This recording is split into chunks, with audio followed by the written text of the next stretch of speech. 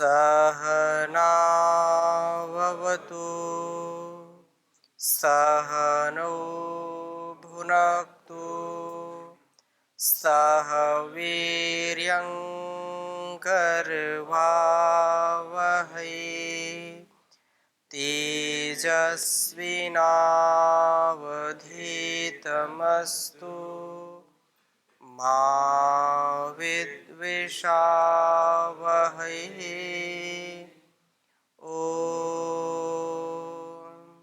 शांति शांति शांति। वैदिक जीवन पद्धति की इस कक्षा में आप सबका हार्दिक स्वागत है, अभिनंदन है। ईश्वर स्तुति, प्रार्थना, उपासना के मंत्रों का स्वाध्याय हम कर रहे हैं और द्वितीय मंत्र का स्वाध्याय हमने कर लिया था। दोनों ही मंत्र विशेष हैं। प्रार्थना पूर्वक, जप पूर्वक, तप पूर्वक हम उस ईश्वर का गुणगान करें, उसका ध्यान करें, जिससे हमारा जीवन सार्थक हो। विश्वानि देव सवितर दुरितानि परासुव यद भद्रम तन्न आसुव हिरण्यगर्भः समवर्तताग्रे भूतस्य जातः पतिरेक आसीत् सदाधार पृथ्वीं द्यामुते माम कस्मै देवाय हविषा विधेम। विशेष भक्ति उस परमात्मा की करें जो सबका पति है, सबका पिता है, सबका स्वामी है। उसी की भक्ति करने के योग्य है। हमको चाहिए कि उसकी भक्ति के अलावा और किसी की भक्ति ना करें, किसी की उपासना ना करें। जब जब हम इस जगत की उपासना करने लगते हैं, जब जब भोग की उपासना करने लगते हैं, तब तब हमारे अंदर मानसिक और शारीरिक रोग उत्पन्न हो जाते हैं।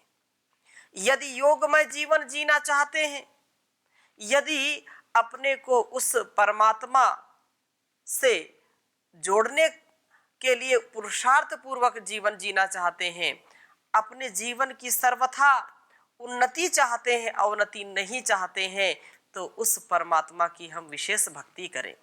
उसको हम क्या दे सकते हैं? उसको यही दे सकते हैं कि हमारे अंदर का जो पवित्र भाव है, हमारे अंदर के जो सद्गुण हैं, हमारे अंदर के जो शुभ कर्म है, हमारे अंदर का जो विवेक वैराग युक्त जीवन है, वही हम उसको अर्पित कर सकते हैं। उसकी भक्ति में यही हमारा समर्पण सर्वोपरि है और हम उसको देने में सक्षम नहीं हो सकते हैं, क्योंकि सब कुछ उसी का दिया हुआ है और उसका ही हम उसको दें, ये बात बिल्कुल दान देने के परिप्रेक्ष्य में उचित नहीं है। हमारा इतना सामर्थ्य नहीं कि हम उस परमात्मा को कुछ दें। तो आज हम तीसरे मंत्र का स्वाध्याय करेंगे। आप में से पिछली कक्षा का कोई प्रश्न हो तो पूछिए। ओम स्वामी जी प्रणाम। जी प्रणाम। स्वामी जी, ये ऐसा क्यों लगता है कि जिसने हमको बनाया है वो भी हम जैसा ही है? तो लगना ही चाहिए। हम जैसा का तात्पर्य क्या है? आपके अंदर शील, आपके अंदर समर्पण, आपके अंदर भक्ति, आपके अंदर विवेक, तो आंशिक रूप में तो हम उस परमात्मा के एक प्रकार से जीते जागते जो है मॉडल हैं या उसके प्रतिनिधि हैं। तो वो पिता, जैसे हमारा इस संसार में अनेक लोगों से संबंध होता है, किसी से पिता का संबंध है, किसी से माता का संबंध है, किसी से भ्राता का संबंध है, किसी से सखा का संबंध है। तो परमात्मा सब कुछ है। त्वमेव माता च पिता त्वमेव, क्योंकि वह माता भी है, वो पिता भी है, वो मित्र भी है, वो सखा भी है, वो विद्या भी है। आप बोलते हैं ना, तो ये तो स्वाभाविक है, होना चाहिए। जितनी उसकी हम निकटता को प्राप्त करेंगे, उतना उससे लगाव आता है। जब जब व्यक्ति इस लोक के लोगों से दुखी होता है, परमात्मा से जब विशेष प्रार्थना उपासना करता है उसकी, तो उसको शक्ति मिलती है। उसको लगता है कि मेरा कोई अपना है। ये अनुभव होना चाहिए, इसमें कोई बुराई नहीं है। लेकिन ये दूसरी दिशा में इसको नहीं ले जाना कि वो हमारे जैसा है, हम जैसे रोते हैं, हम जैसे दुखी होते हैं, हम जैसे विषयों में फंस जाते हैं। हम जैसे अपने जीवन को अविवेक, अविद्या, अधर्म, अन्याय पूर्वक जीते वैसा वो है, ऐसा बिल्कुल नहीं है। जो सद्गुण है, जो सुसंस्कार है, वैसे उस परमात्मा से हम अपने आप को समझें कि उसी से आया है। इतना तो होना चाहिए। इससे आपको प्रसन्नता मिलेगी, आत्मानंद मिलेगा, सुख मिलेगा, आप निराश हताश नहीं होंगे। तो हम नए मंत्र का स्वाध्याय करते हैं। यह मंत्र भी ऋग्वेद और यजुर्वेद में आया है। विशेष यह मंत्र है ओम य आत्मदा बलदा।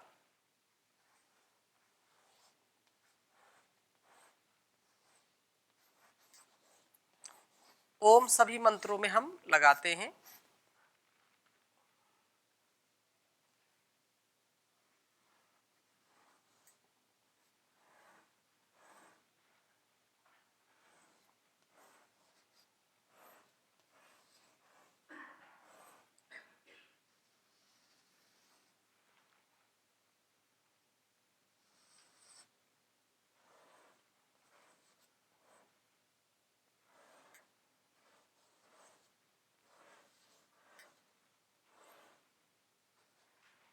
आत्मदा बलदा यस्य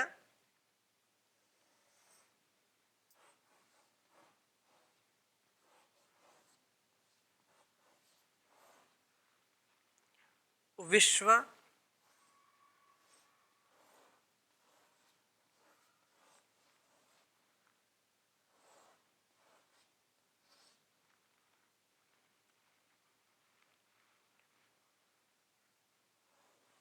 उपासते।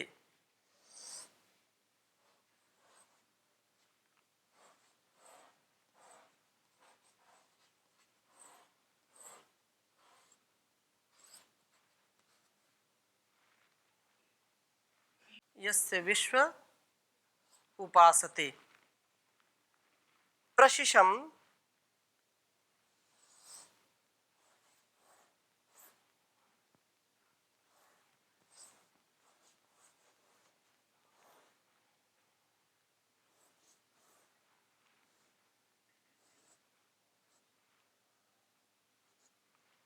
प्रशिशम यस्य देवाः।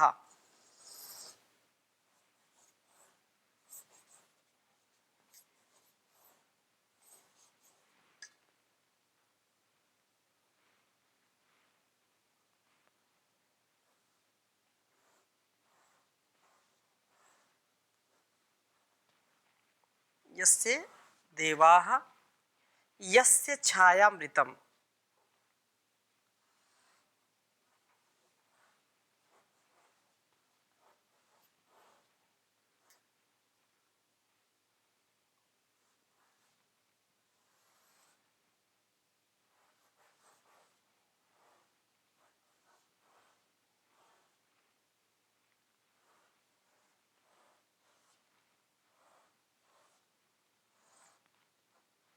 यस्य छायामृतम्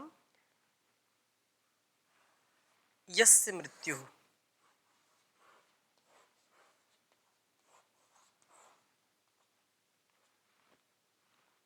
ओम या आत्मदा यस्य छायामृतम् यस्य मृत्युः।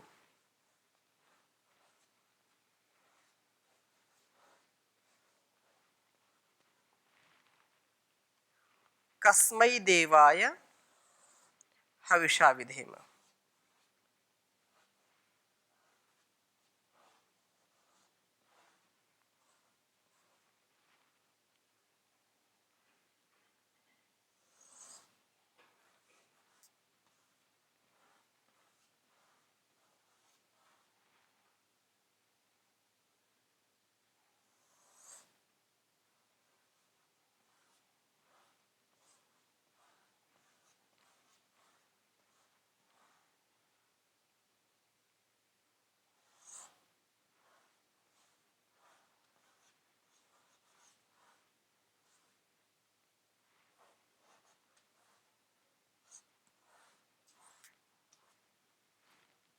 उच्चारण करेंगे। ओम या आत्मदा बलदा यस्य विश्व उपासते प्रशिशं यस्य देवाः यस्य छायामृतं यस्य मृत्युः कस्मै देवाय हविषा विधेम। ओम यात्मदा बलदा यस्य विश्व उपासते प्रशिशं यस्य देवाः यस्य छायामृतं यस्य मृत्युः कस्मै देवाय हविषा विधेम। इस मंत्र को हम इस प्रकार से समझ सकते हैं कि वह परमात्मा जो आत्मदा, आत्मदा अर्थात आत्मा को देने वाला है, आत्म बल का जो प्रदाता है, उस परमात्मा को जो कहा कि आत्मदा, आत्मा का देने वाला अर्थात जो बलदा है, बल का भी देने वाला है। यस्य जिसकी विश्वे सब उपासते, सब लोग जिसकी उपासना करते हैं। यस्य जिसके जो है प्रशिशम शासन व उत्तम शिक्षा को देवाह विद्वान लोग मानते हैं। यस्य जिसकी छाया आश्रय है, अमृत अमृतम मोक्ष रूपी सुख है, आनंद है। और यस्य मृत्यु जिसकी अछाया अर्थात जो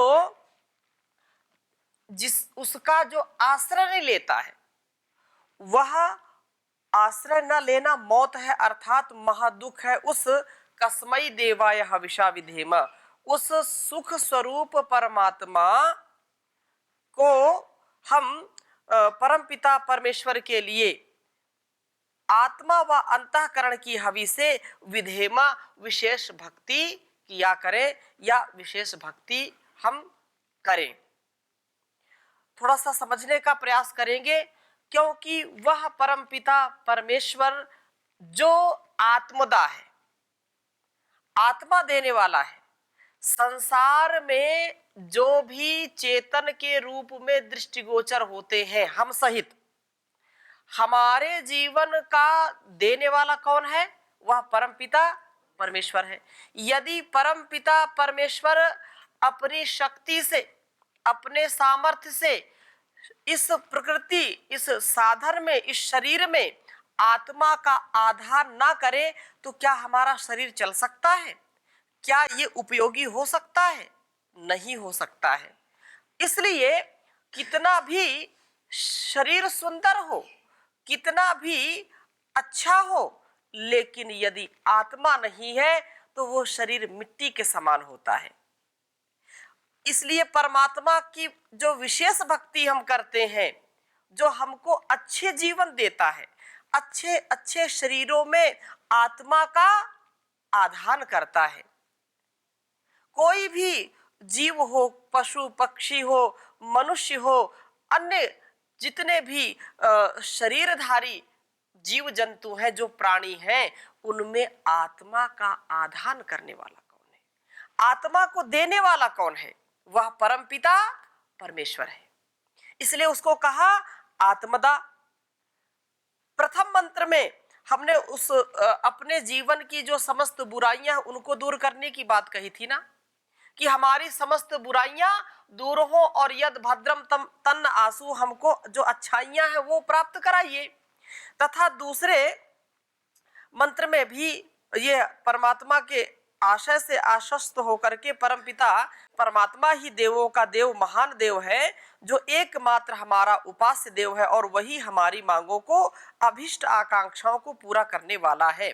वही हमको मोक्ष आनंद देने वाला है।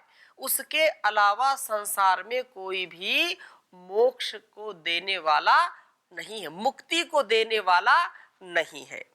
अब जो ये तृतीय मंत्र में जहां पहले ही ये कहा कि वो आत्मदा है, वो आत्मा का देने वाला, क्योंकि यदि आत्मा है तो सब कुछ हम भोग सकते हैं संसार में, और आत्मा नहीं है तो कितना भी संसाधन, कितना भी प्रकृति हमको लुभावनी मिल जाए, उसका कोई तात्पर्य नहीं है।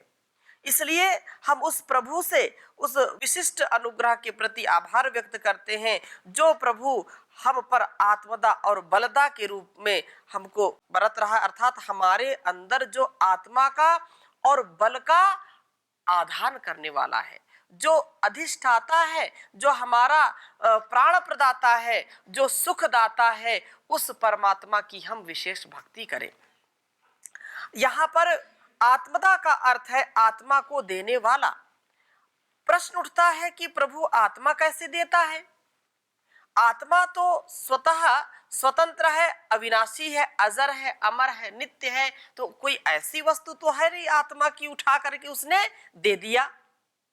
दी वही चीज जाती है जो वस्तु के रूप में हो, परंतु प्रभु इसे कैसे और किसे देता है, इसको विचार करने का हमको समय निकालना चाहिए, आत्मचिंतन करना चाहिए।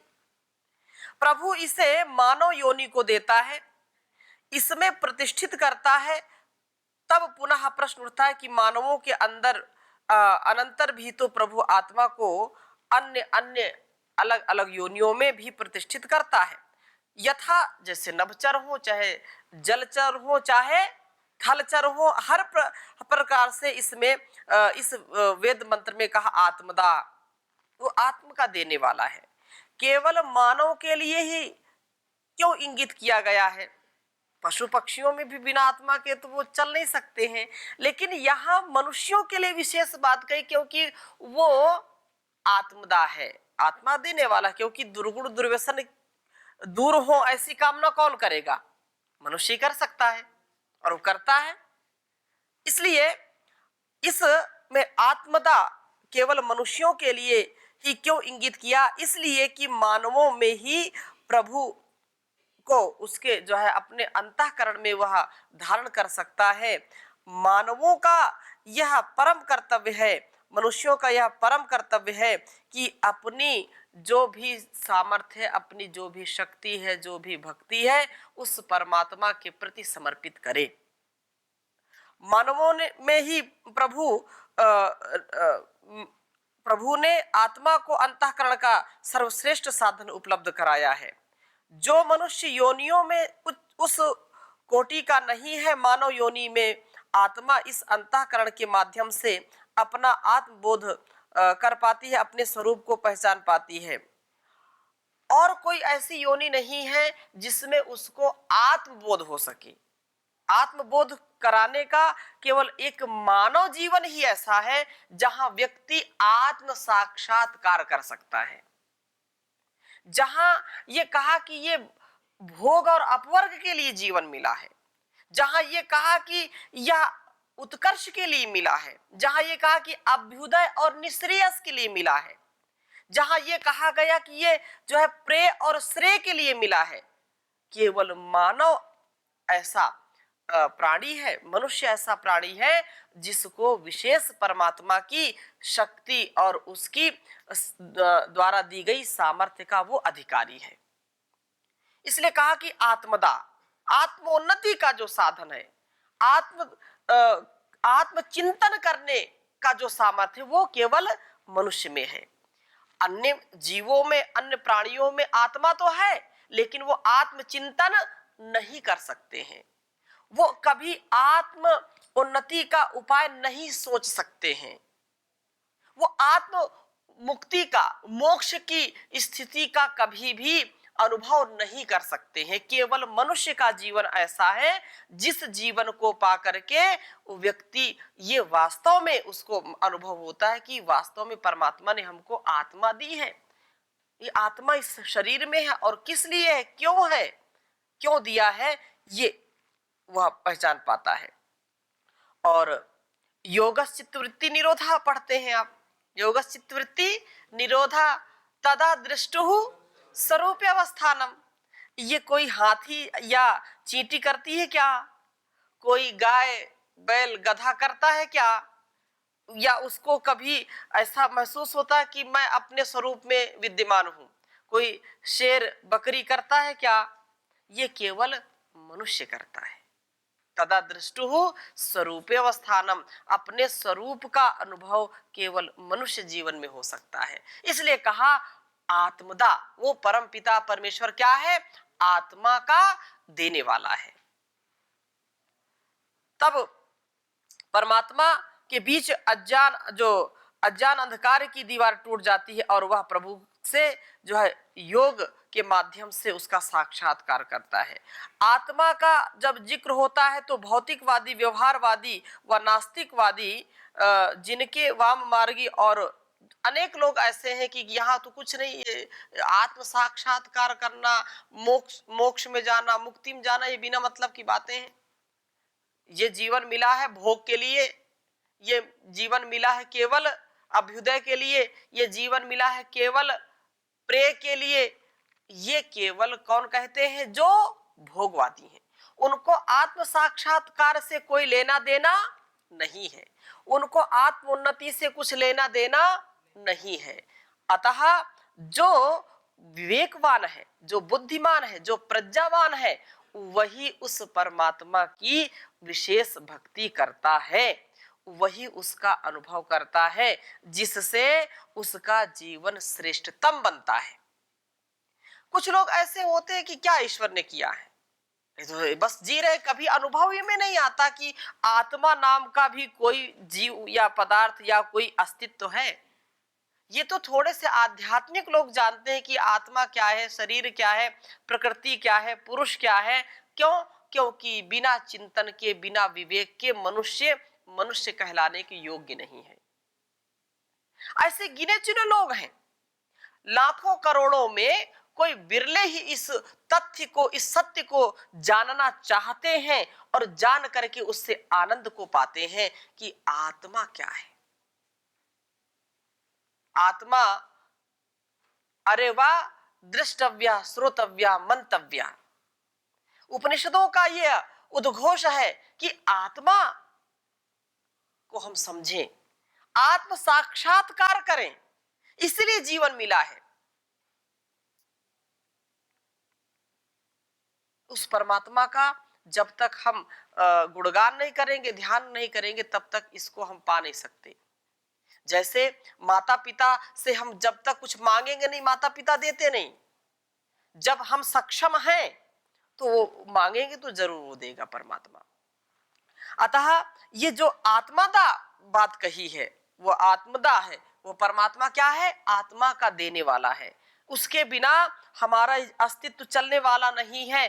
अतः किसी कवि ने बहुत ही सुंदर लिखा है कि वह परमात्मा जब सब कुछ दे दिया है तो हम उसकी विशेष भक्ति कैसे करें? विशेष भक्ति करने के लिए हमको धैर्य की आवश्यकता होती है। लोग जब भौतिक सुख को नहीं पाते हैं उसकी ओर आकर्षित होते हैं, और जब नहीं पाते हैं तो उनको क्रोध आता है, लोभ, छल, कपट, ईर्ष्या, द्वेष, दंगा करने में उतारू हो जाते हैं।